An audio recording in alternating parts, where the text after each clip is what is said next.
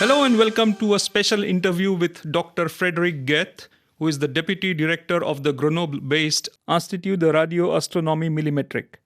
Dr. Goethe is one of the scientists involved in capturing the first image of the supermassive black hole at the center of our galaxy. Thank you, Dr. Goethe, for joining us. First of all, can you explain in layman terms what is a black hole and why is it located at the center of our galaxy?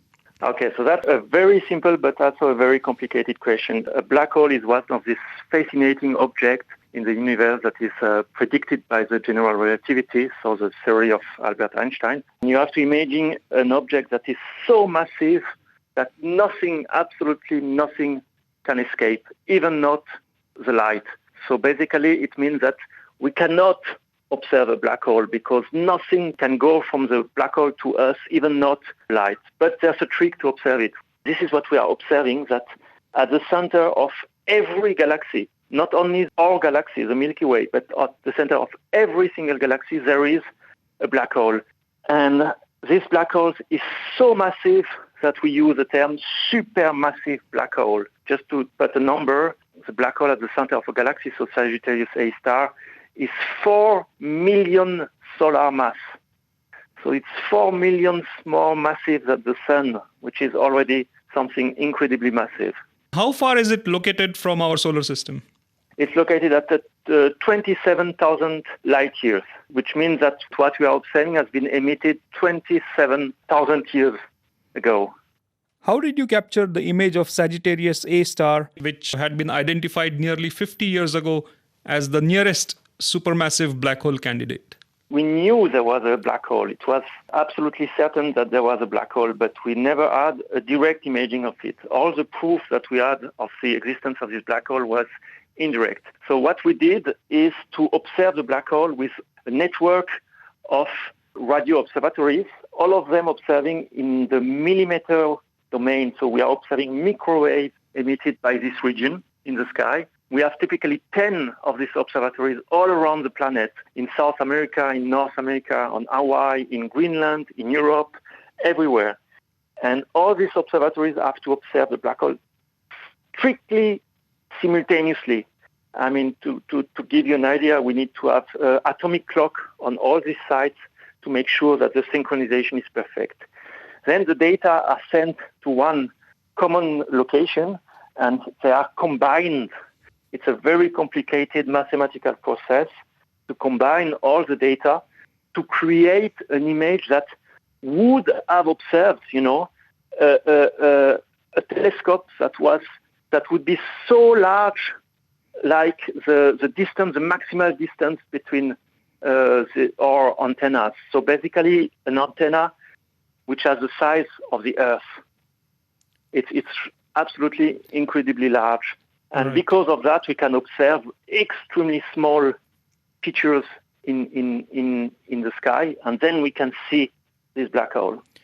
Now we need to make it clear that this image was not taken in the optical frequency, but it was taken in the radio frequency.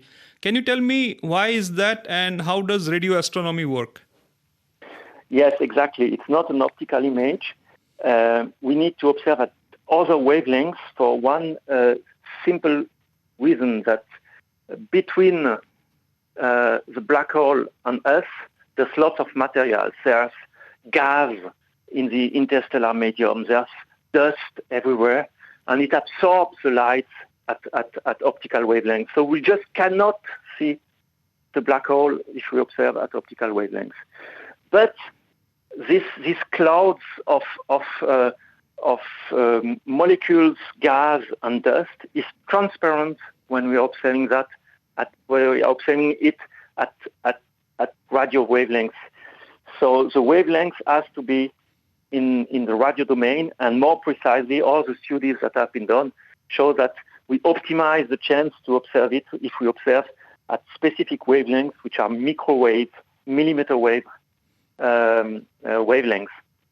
So that's how it's done. And then we have how this is detected. We have huge antennas. I mean, it's a bit like telescopes in the optical domain, except that it's shaped a little bit the same way, and it's called antennas. And we are detecting the signals because we are able to build extremely sensitive receivers. This is really high-tech instrumentation that is built in different institutes like IRAM here in Grenoble.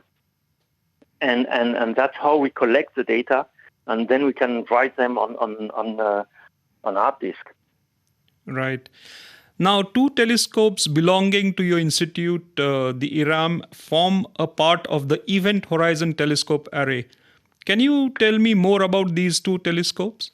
Okay, yes, exactly. IRAM is providing two observatories which belong to the EHT arrays. The EHT has typically 10 observatories around the planet, and two of them belong to IRAM. One of them is a 30-meter telescope. It's an antenna of 30-meter diameter, which is located in the south of Spain, in the Sierra Nevada, in Andalusia, near Canada. And the other instrument is called NOEMA. It's an array of 12 antennas. Each of them is 15-meter diameter. And it's located in the French Alps, in the massif of Dévoluy, near Gap. And actually, these two instruments are extremely sensitive. If we look to all the antennas available in the EHT, the IRAM instruments are actually the number 2 and the number 3 in terms of sensitivity, NOEMA and the 30-meter. And technically, we are also providing very long distances between our antennas and antennas which are located in South America. And these long distances is absolutely essential to get the angular resolution that we need in the final image. Right. Now, 3 years ago, the first ever image of a black hole from the M87 galaxy was captured by the same EHT array. Why is it significant to capture images of black holes? Well, images of black holes, it's extremely important because, we know that black holes exist, but all the proof that we have until now, all the proof that we had were indirect proofs. We observed, for instance, orbits of stars that are orbiting around the black hole, and from that orbit we can measure the speed of the star and then conclude that the mass of the central object is so high that it has to be a black hole. But so far we never had any direct imaging of the black hole. So it's of course extremely satisfactory to be able to observe that, so that we really know that it exists. Plus, we can now start to investigate and to study the physics of the material that is really surrounding the black holes. Really, we can start to put so much constraint on the theoretical models, because we start to know exactly what happens in the very close vicinity of the black hole. Now, what do these images reveal? Can you tell me first about the Sagittarius A star and then the M87 black hole? Well, actually, they reveal more or less the same. If you look at the two images, they look extremely similar. But that is a very, very important information, because general relativity, the theory of Albert Einstein, predicts that the physics of a black hole has to be exactly the same, whatever its mass is. Small, medium, extremely large black holes have to look exactly the same. And indeed, between Sagittarius A star and M87, we have a factor of 1,000 difference in terms of mass. M87 is 1,000 more massive than the black hole in the center of our galaxy. And despite this factor of 1,000 difference, we still observe exactly the same. And that's a fundamental information, because it really means that the physics of the black hole is extremely similar across a huge range of masses. And this is exactly what was predicted by the general relativity. This is fascinating stuff, Dr. Goethe. Thank you very much for your time. You're very welcome.